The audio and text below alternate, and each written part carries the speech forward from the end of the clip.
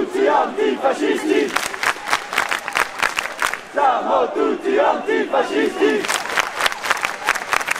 C'est pour permettre aux gens d'aller en manif, pour tous les étudiants qui sont boursiers et qui subissent du coup la violence de l'institution universitaire, qui n'est pas une institution libre, qui oblige tous les gens boursiers à être pointés constamment par des profs qui fliquent et qui font l'appel et qui du coup pénalisent chaque étudiant boursier qui veut se mobiliser. En fait, la vraie question, c'est... Dans les débats que j'ai eus ce matin, moi j'ai l'impression qu'il y a une situation actuelle qui est politique et contre laquelle la majorité d'entre nous est à cran et veut changer les choses. Et là, on fait quelque chose qui est d'accord, relève d'une petite décision de quelques-uns qui veulent s'engager. Et on se retrouve face à des gens qui en viennent aux mains pour aller en cours et pour pas changer leur quotidien. Alors moi, quand je parle avec des gens qui disent « Ah ouais, on est d'accord, mais alors, les moyens, c'est vraiment... quoi ?» J'ai envie de leur dire « Mais vous faites quoi ? Tu fais quoi pour sortir de ton quotidien et t'engager et commencer à aller vers un chemin qui va faire changer les choses ?» Mais là, il y a une urgence politique qui est là. Le Macron, là, ça fait 3 ans qu'il ne demande même pas des consensus au Parlement, qu'il impose des trucs, qui fait rentrer l'état d'urgence dans la Constitution. On n'est pas en démocratie, comme l'a dit notre camarade de tout à l'heure. Et ça, c'est une réalité qu'il va falloir qu'on prenne en compte. C'est une réalité qui est choquante. Et si on fait un blocus, c'est pour choquer les gens, c'est pour leur donner des baffes et leur dire « Mais réveillez-vous, bordel de merde! On n'est pas en démocratie, il faut s'engager. » Je profite du fait que j'ai la parole, par exemple, pour dire aussi que pour faire la révolution, on ne va pas décider démocratiquement ou voter de l'affaire, pour faire une insurrection non plus, hein, ça ne se passe pas comme ça.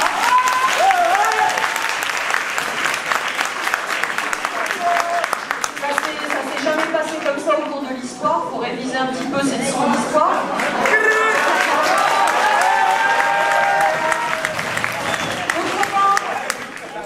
Je profite du fait que j'ai la parole pour parler au nom du comité Arago 22 mai dont je fais partie.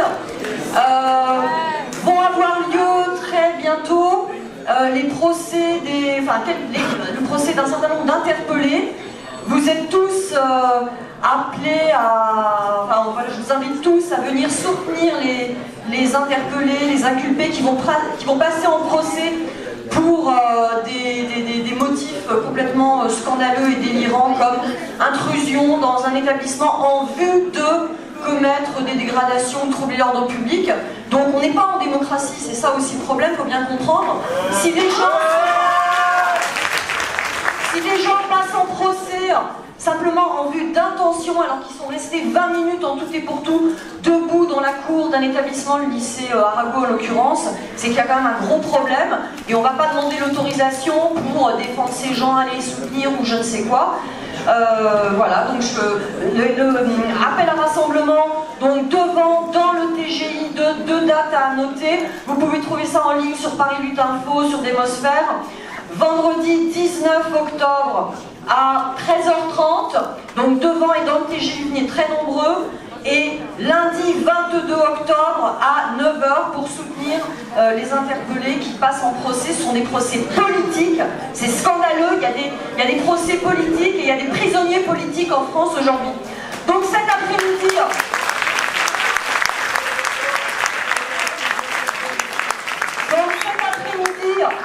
il faut tous venir à la manif.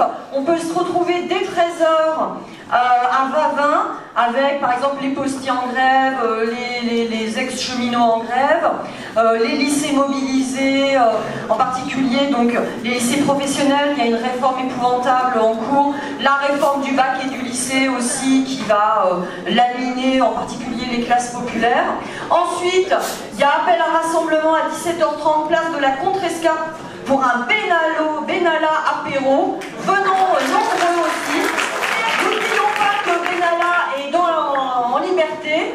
Hein, Benalla est en liberté, alors que des gens qui ont manifesté, qui ont filmé le 1er mai, sont mis en garde à vue, alors que des jeunes se passent en procès, alors que des étudiants d'Inter passent aussi devant la justice avec demande de prison, avec sursis, mais inscription au casier et même de la prison ferme. Merci. Moi, je voulais juste revenir sur la question d'une idée là, que j'ai posée. L'unité pour moi, c'est quelque chose qui se construit, c'est pas quelque chose d'instantané. Il y a beaucoup d'événements et une situation politique qui bouge assez vite, avec des réformes sur des réformes qui tombent. Et on a trouvé qu'on était capable d'unité, ou au moins d'un semblant d'unité, n'empêche l'année dernière. On a quand même occupé Dolgap pendant 25 jours, qui étaient riches, intenses, on peut en penser ce qu'on voulait, mais qui ont eu lieu. Ça, on ne peut pas les passer. Et je pense pas forcément qu'il faille. Enfin, je pensais dans le fantôme un peu de l'occupation d'avant, mais voir ce qu'on peut faire tous ensemble maintenant, ça pose la question oui, de la manif. Mais aussi d'autres choses, on n'est pas obligé de se concentrer sur l'immédiat. Il y a plein de choses qui vont arriver, il y a le conseil du FR qui vont voter les arrêts des licences. Donc ça peut être une idée de mobilisation aussi plus large, donc on peut discuter dès à présent en fait. Parce que la manif elle va avoir lieu, mais elle va se finir aussi à un moment donné. Et qu'est-ce qu'on fera après? Voilà. Il faut savoir qu'à Paris 1, depuis 2012, les budgets ont été figés. Les budgets de l'université ont été figés, donc ils n'augmentent pas, alors que les effectifs étudiants ont augmenté de plus de 20%. Ça c'était l'année dernière, c'est sans vous compter vous le groupe de l'année 2020, on n'a pas encore les stats pour cette année. Il faut savoir que pendant cette période, de 2012 à 2018, le nombre d'enseignants a diminué de 10%. Parce qu'ils ne renouvellent pas. C'est pas qu'il n'y a pas assez de profs qui se présentent, il n'y a pas assez de thésards qui se présentent pour devenir profs. Bref, nous-mêmes quand on commence des thèses, on nous dit sérieusement vous n'avez aucune chance de faire de l'enseignement derrière, il n'y a pas de place. Cette diminution de budget est aussi liée à l'avenir qui est fixé pour l'université par le gouvernement. La destruction de l'université telle qu'on la connaît aujourd'hui comme institution de savoir, comme institution de production de savoir, pardon, aussi critique, elle est naissée depuis un certain temps, mais en particulier par la LRU de 2009, qui a permis de transformer certains masters et de les privatiser. Ça a été le cas de l'université de Nice, dans laquelle Frédérique Vidal, notre ministre de l'Éducation supérieure, est présidente.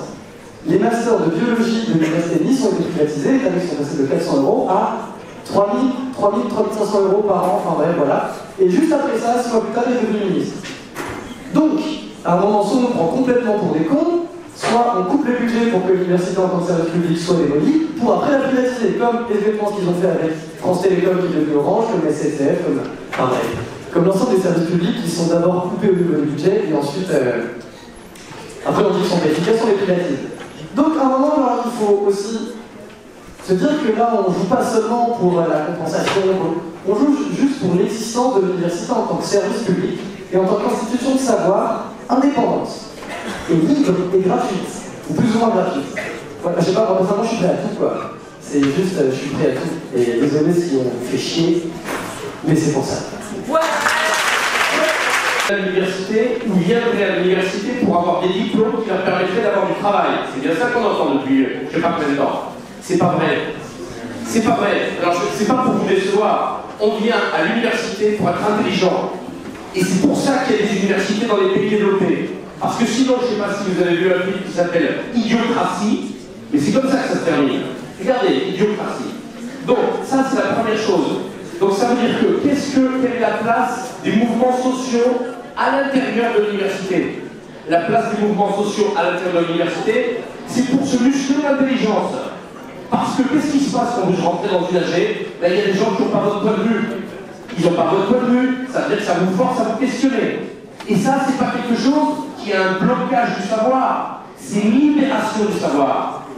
On apprend quand on bloque du temps, et quand sinon le temps, les commerçants veulent que vous consommiez à toute vitesse, ils vous foutent la pression pour que vous consommiez. Le savoir, c'est le contraire de ça. Le savoir, c'est on pose tout, comme un gamin qui joue dans sa chambre, et on se met à rêver, on se passe demander s'il n'y a pas d'autres solutions possibles. Sinon, on va, je vais vous dire une chose, moi j'entends, on a perdu l'an dernier, mais on a perdu quoi exactement? Moi j'arrive de Corse, d'accord? Donc mes cousins ils sont bergers, ok? Donc c'est le sous-prolétariat du sous-prolétariat, et si vous voulez de la mafia, elle est chez nous pire que chez vous, hein? Bon, tu parles des morts, d'accord? C'est ça la Corse. Bon, c'est pas que ça. Bon, mais tout ça pour vous dire que quand je suis arrivé, tu sais ce que j'ai vu à Cargèse? À Cargèse, tu sais ce qu'ils faisaient les bergers? ils regardaient LCP et ils regardaient l'affaire Benalla. Et tu te dis, mais alors ça veut dire qu'il y a des types là qui sont en train de réfléchir à ce qui s'est passé, à la politique et à ce qu'est la position du gouvernement actuel, un gouvernement qui est élu entre 14 et 18% de la population. C'est plus une démocratie, c'est un hold-up démocratique l'élection du gouvernement Macron. Ça c'est la réalité. C'est un hold-up démocratique et la population est censée suivre parce que sinon il y a la fin de Marine Le Pen. Non mais on déconne ou quoi? Vous nous prenez pour des cons? Bon, ça veut dire qu'il faut arrêter d'être con, ça veut dire que si les bergers de Cargèse, ils ont la capacité à s'intéresser à la politique, alors que leur problème c'est d'aller faire la jeune le plus vite possible, parce que sinon elle va crever, mais pourquoi vous n'auriez pas un tout petit temps en arrêt? Et c'est à ça que servent les AG, c'est à ça que sert la fac. La fac c'est un packaging où vous avez les AG, vous avez les cours, vous avez tous en même temps. Voilà, et celui qui dit moi je veux mes cours pour consommer rapidement du diplôme, pour aller me faire enfiler dans le marché du travail, allez-y. Et vous allez voir qu'est-ce que ça fait. Enfin, moi, j'ai toute ma carrière de prof de philo dans le 9-3. Donc toi, tu es arrivé ici, mais il y en a plein qui n'arrivent pas jusqu'ici, d'une part. Et je ne comprends pas quels sont tes combats, et je ne veux pas parler à ta place, mais je pense que tu te trompes aussi de violence. La vraie violence, elle est au niveau de l'État, elle est dans toute la société, elle n'est pas ici. Mais la vraie violence, c'est celle que tu subis et que subissent les jeunes dans les quartiers populaires.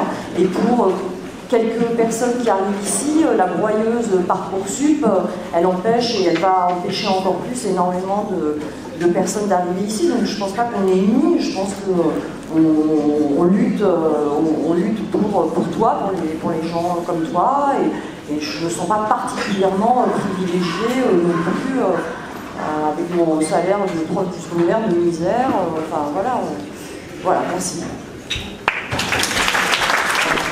En bas c'est le bordel. Déjà, les profs de français, ils font aussi histoire, géo, les profs de techno, ils font aussi de la pratique, les profs de... Enfin, voilà, en gros, déjà, c'est le bordel pour eux, en plus, ils sont pas bien payés, c'est bordel. Donc, si on supprime les matières générales, déjà, à quoi ça sert d'appeler ça un bac? Déjà que, enfin, on met tout n'importe quoi, vraiment, bac pro. Enfin, déjà, franchement, le bac pro, c'est bordel. Donc en plus, si on supprime les matières, moi le seul truc qui m'intéressait en bac pro, c'était l'histoire. Donc si on supprime les trucs, ça ne sera plus aucun intérêt. Autant directement aller dans le monde du travail et faire du pain, quoi, ça ne sert plus à rien d'aller à l'école. Allez,